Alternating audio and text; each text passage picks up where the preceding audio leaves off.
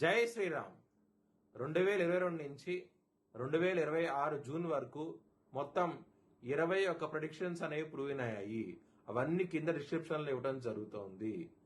ఏ YouTube ఛానల్లోనూ ఇన్ని predictions అనేవి prove అయినవి ఏ ఛానల్ లేదు.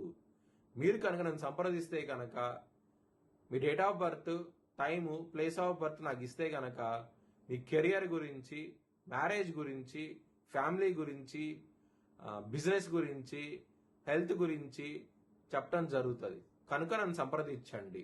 మకర రాశికి అధిపతి శని మకర రాశిలో ఉత్తరాషాఢ 2, 3, 4 పాదాలు, శ్రవణం 4 పాదాలు మరియు ధనిష్ట 1, 2 పాదాలు ఉంటాయి. ఈ నక్షత్రం వాళ్ళందరూ నేను చెప్పే మాస ఫలితాలు వర్తిస్తాయి. ఈ మాసంలో మకర రాశి వారికి 2వ స్థానంలో రాహువు, తృతీయంలో శని, పంచమంలో కుజుడు, 6వ స్థానంలో రవి, 6వ స్థానం నుంచి రవి మరి 7వ స్థానం జూలై 14వ తారీఖు నుంచి వెళ్తారు. గురు 7వ స్థానంలో ఉన్నారు.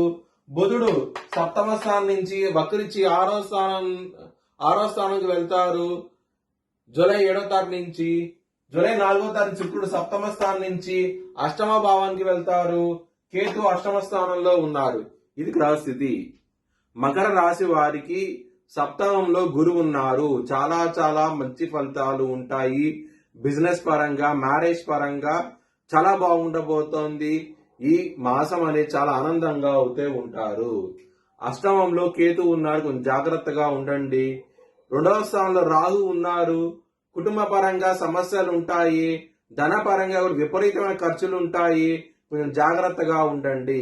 లవర్స్ కి ఇబ్బందిగా ఉంటది. 5వ స్థానంలో కుజుడున్నారు. శని దృష్టి కుజుడు మీద పడుతోంది. లవర్స్ కి అంత అనుకూలంగా ఉండదు. శని కుజుడు ఇద్దరు బద్ధ శత్రువులు. మరియు పంచమాధిపతి అయిన శుక్రుడు 8వ భావానికి వెళ్ళిపోతున్నారు. జూలై 4వ తారీఖు నుంచి ఇబ్బందులు ఉంటాయి. చాలా జాగ్రత్తగా ఉండండి. లవర్స్ కి అంత అనుకూలంగా అవుతే ఉండదు. హెల్త్ పరంగా సమస్యలు ఉంటాయి.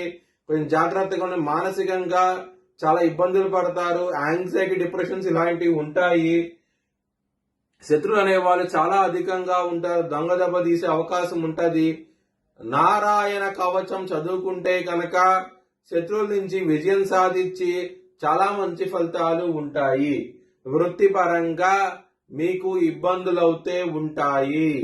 ఎందుకంటే కనుక దశమాధిపతి అయిన శుక్రుడు 8వ భావానికి వెళ్తారు జూలై 4వ తారీఖు నుంచి. అప్పటి నుంచి మాత్రం సమస్యలు ఉంటాయి. అష్ట కష్టాలంటూ ఉంటాయి. చాలా చాలా జాగ్రత్తగా అవుతే ఉండండి.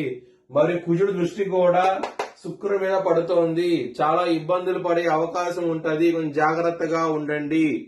మరియు శుక్రుడు ఎప్పుడైతే 8వ భావానికి వెళ్తారో ఆయన 7వ దృష్టితో మీ ధనస్థానాన్ని చూస్తూ ఉంటారు. మీకు ధనం రావాల్సి ఉంటే కనుక, ఆడవాళ్ళ దగ్గర నుంచి రావాల్సి ఉంటే గనక వచ్చే అవకాశాలు ఎక్కువగా ఉంటాయి ఈ మాసంలో. ఆ ఒక్కటి విషయంలో మాత్రం చాలా పాజిటివ్ గా కనిపిస్తోంది. అది కూడా ఒక స్త్రీ మూలంగా డబ్బులు వచ్చే అవకాశం ఉంటది. చాలా చాలా సంతోషంగా అవుతూ ఉంటారు. మీ భవిష్యత్ వివరాల కోసమై HLN జ్యోతిష్యాలను సంప్రదించండి. Please like, share and subscribe my channel.